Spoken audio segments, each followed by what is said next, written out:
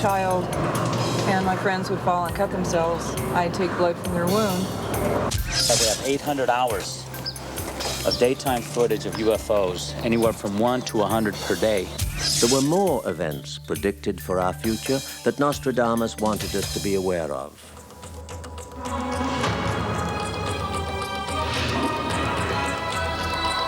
From the boundaries of the universe to the depth of your soul, embark on a journey through the unknown and unexplained as we explore mysteries, magic, and miracles.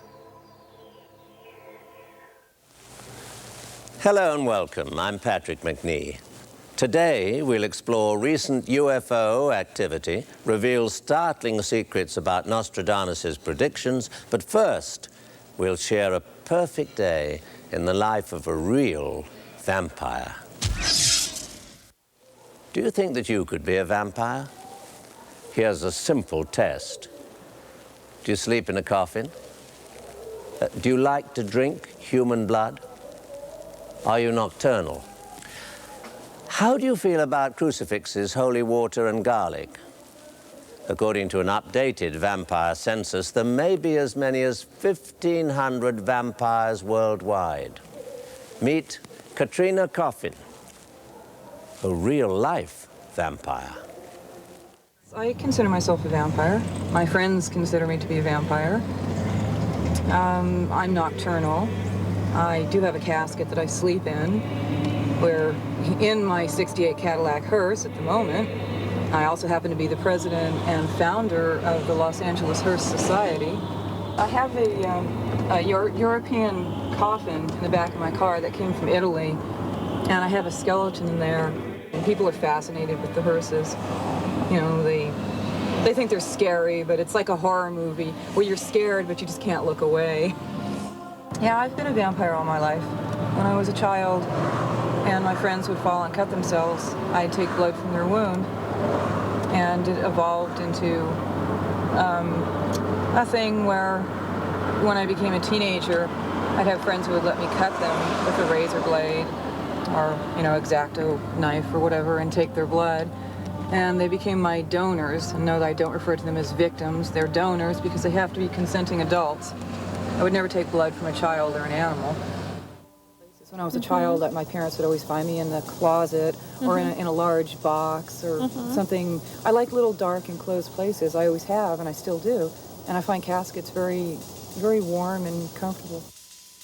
I think some of the lore came from congenital syphilis, which the victims of congenital syphilis had pointed teeth. They were very, very light sensitive. Their eyes were very pale with dark, like, rims around them, and they were light blind. So that could have been part of the lore of the vampire. And a lot of the new legend that's coming through in vampire lore is coming from Anne Rice. The vampires that are very seductive, that are still pretty human, that are not these creeping, crawling, dead things. The love, the sex, the drama, that's all the Anne Rice stuff. Oh, I love horror movies. I've been watching horror movies ever since I was a child. I grew up with all the old Bela Lugosi vampire movies and Christopher Lee and all the Dracula Hammer films. I love horror movies. I've always been nocturnal, so when I was a kid, instead of being asleep when I was supposed to be, I was up all night watching the old black and white horror movies. No, I never thought I would. Not even in my most wildest dreams did I ever think I would live next door to a vampire. Yes, all my friends and neighbors know. It's nothing I hide. I don't feel I'm doing anything wrong. Well, most neighbors would naturally ask another neighbor, may I borrow a couple of shoes or a cup of flour? And of course, in her case, I mean, she never bothers me or says, well, you might have to borrow a cup of blood, right? I mean. And nowadays, I have donors, and I use a medical scalpel, and I take blood from them. And I take it directly from the wound because blood cools and coagulates very quickly. And once it's hit the air and cooled off, I don't enjoy it anymore. So it has to be fresh, warm, flowing, living blood. I have told some of my friends, they think it's weird. They think I should get out immediately. And they think that my life's in danger. I was telling her a story about when I had someone with me that we had seen Interview with the Vampire, and I was trying to keep myself off of this person, so I got some raw liver, heated it up in the microwave to about room temperature, or body temperature actually, and yeah, about body temperature, and ate it, so I didn't have the urge to cut into this person that I was sitting with. Or you get some rare steak. That's always good, and it's still bleeding. There's an intimacy to the way I take blood because it comes directly from the wound. And I have to be in physical contact with the person. And I have no sexual contact because I sexually am celibate. So when I take blood, it's very intimate, and my donors also enjoy it. And I have no fear of death. And I like cemeteries. They're very peaceful and quiet and pretty. And I just enjoy, hanging out at them.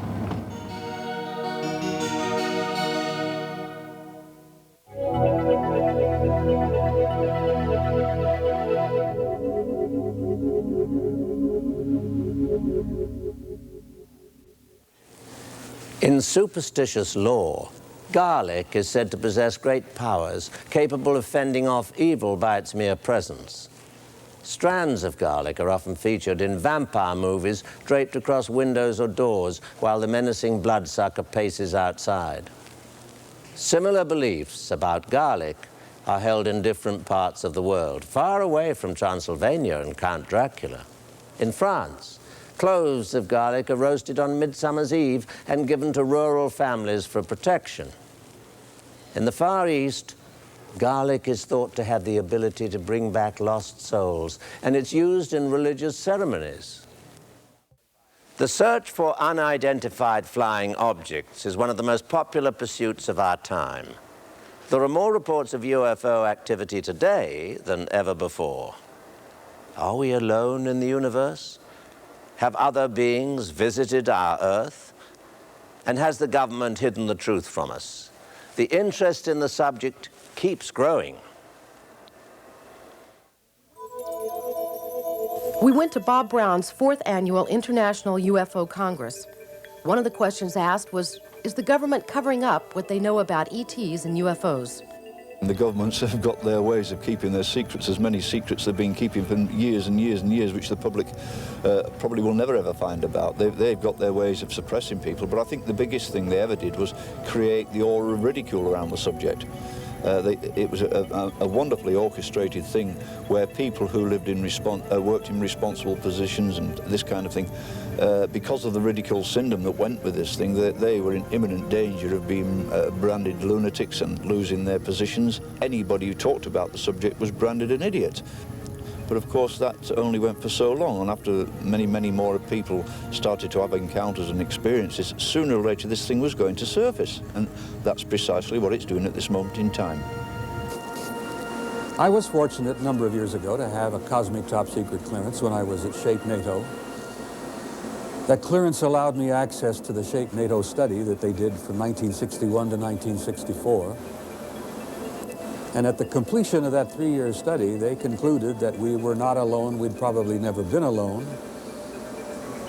that we were being visited, surveyed, studied, or some program of some kind was underway by several, and I want to repeat, several high-technology extraterrestrial civilizations. The impact of that alone on me was kind of earth-shaking.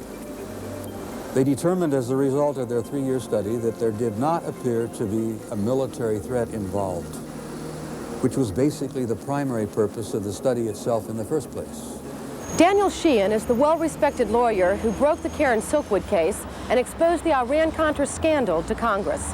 He told us that President Carter asked Marcia Smith, head of the Science and Technology Division of the U.S. Congress Research Office, to find out about UFOs. She began to prepare the data, was given access to both unclassified and some classified data to prepare her report.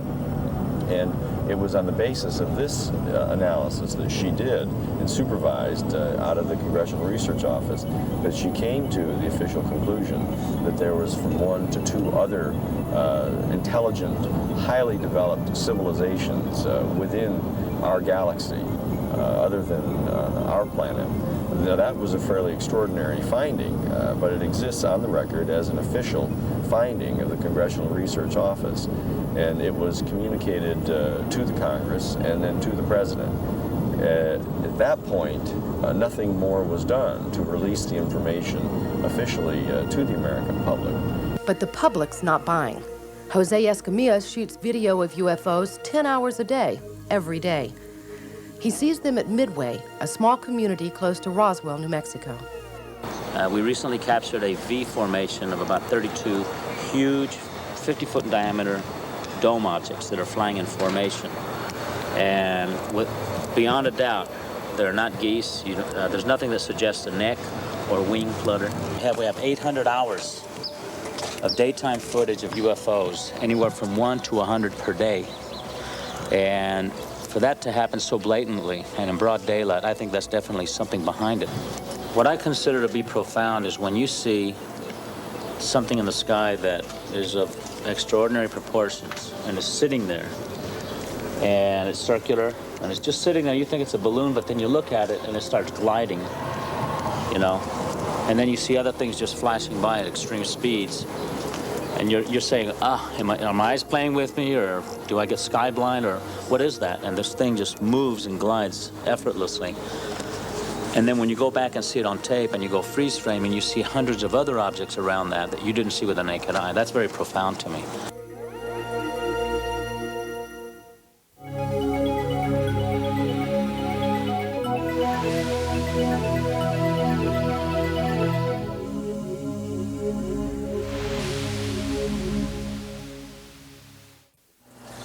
His prophecies predicted the fate of kings, world wars, man's landing on the moon, and the coming of a new Antichrist. Was Nostradamus warning people of the inevitable, or was he giving us the power to change our fate? Nostradamus lived in the 1500s, a time of fear and superstition, when plagues ravished the earth and the church ruled the fate of people. He had visions of mankind's terrible future and its own destruction. Not unlike our time, many people then believed that his predictions were satanic. The church would put him to trial. That's him! That's Nostradamus! You are accused of the worst of all crimes: black magic, alchemy, worship of the devil. He would continue his work, however, feeling that it was his duty to inform us of our fate so we could change it and create a better future for ourselves. His predictions that have come true. World War I and the beginning of communism. World War II, the rise of the Third Reich. Jewish massacres. The atom bomb attacks on Hiroshima and Nagasaki. And natural disasters. He also predicted the advancement mankind would make, the invention of aircraft, the first landing on the moon, and man's constant search for answers in space. These advancements will not go without mistakes, disastrous mistakes. The Vietnam War, a war out of control, and the Challenger, a dream shattered. Dolores Cannon is the leading expert on the Nostradamus predictions today. In 1986, something unexpectedly happened to her. As a past life hypnotherapist, she conducted what she thought would be a normal past life regression. A patient went back to a past life when she was a male student of Nostradamus. Nostradamus spoke through this patient. I still have a hard time explaining what happened. He came through her and he said, "I have an assignment for you." He could see that his prophecies were not being correctly interpreted. He said, "The time is coming when they're going to come true." I have to warn people. If they keep on like this, they will destroy everything. Nature, themselves. Nostradamus gave Dolores the correct meanings of his predictions one by one. It took 3 years and 12 hypnotic subjects to complete the work. This was the first time that all Nostradamus' predictions have been translated, almost 1,000. Nostradamus told Dolores Cannon to concentrate on the next 20 years. The 20th century will be especially terrible. great wars would spread over the entire earth. And we have shown now that some of the prophecies have already begun to come true. In the world's history, thousands of people were killed by plagues, epidemics, illnesses with no cures.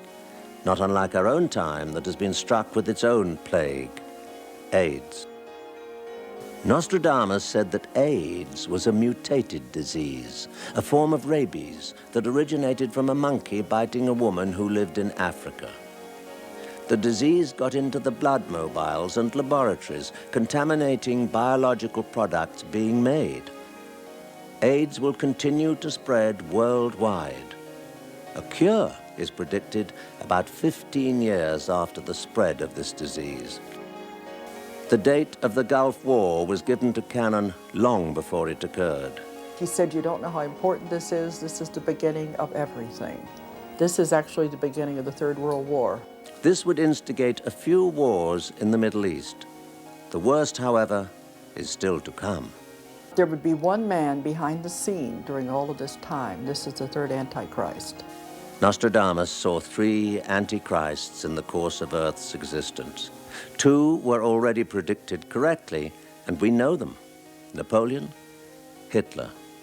The third has already been born, and said to be the worst of them all. Nostradamus wanted our time period to know about the third Antichrist, so something could be done to stop him.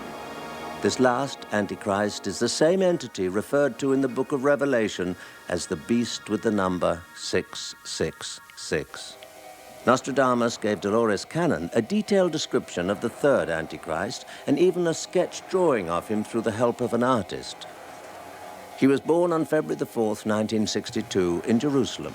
In 1987, he was a student at an Egyptian college specializing in computers, business, and philosophy. Presently, he is in the background of everything that is happening in the Middle East. He is described by Nostradamus as an extremely handsome man with tremendous charisma. At first, he will appear as a savior and the man with all the answers. But he will be the opposite of what he appears to be. He will be the sheep in wolf's clothing. His work is secretly done now. How many of us know him already? There were more events predicted for our future that Nostradamus wanted us to be aware of. The Nazi Party will slowly but surely return to power during the 90s. It will come to light that hurricanes are a man-made event brought about by scientists attempting to control the weather. The next 2 decades will mark the downfall of the Catholic Church. The Earth's continents will shift with the rising of the ocean's water levels. This could occur during the next 4 decades. These are just to mention a few. This all sounds like gloom and doom, but Nostradamus saw the amazing ability for the human being to adapt. We could handle the changes as long as they are occurring gradually, as they are now. Nostradamus also gave us a glimpse of a wonderful time to come. He saw a man whom he called the Great Genius, an important figure whose coming would balance out all the evil in the world. The great genius would invent great wonders, and he would reign in the 1,000 years of peace when we would be traveling through the cosmos and living in space colonies. One question remains to be answered, though. How could we explain all of this? I want to bring out a very important point that really shakes people up. In my work with him, he was most emphatic by saying, you are not speaking to the dead when we are communicating. It's the concept of simultaneous time, that there is no time. We look upon Nostradamus as a mystery, but as facts prove, he was an extraordinary human being with an extraordinary talent. Could we prepare ourselves for Armageddon? Nostradamus saw the end of the world, but he said it's so far in the future you don't need to worry about it. Cannon merely sees herself as a reporter with only the well-being of mankind at heart. Nostradamus said that people underestimate the power of their own minds. He said that it is up to us to change the world's fate and create a better future for ourselves. How could we possibly ignore this?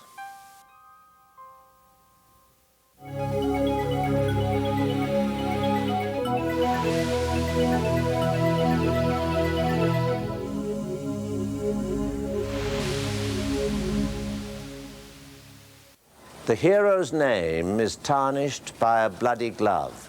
The masses cry for vengeance, but truth prevails. 1995 finds him free. The monster confesses and loses his soul in 18 months. This prediction by Nostradamus sounds familiar to all who know about the Simpson case. Even the most skeptical begin to wonder. Are you seeking eternal life? If so, the question you need to ask yourself is, what are you willing to do to get it? I'm Patrick Macnee. Join me next time for more mysteries, magic, and miracles.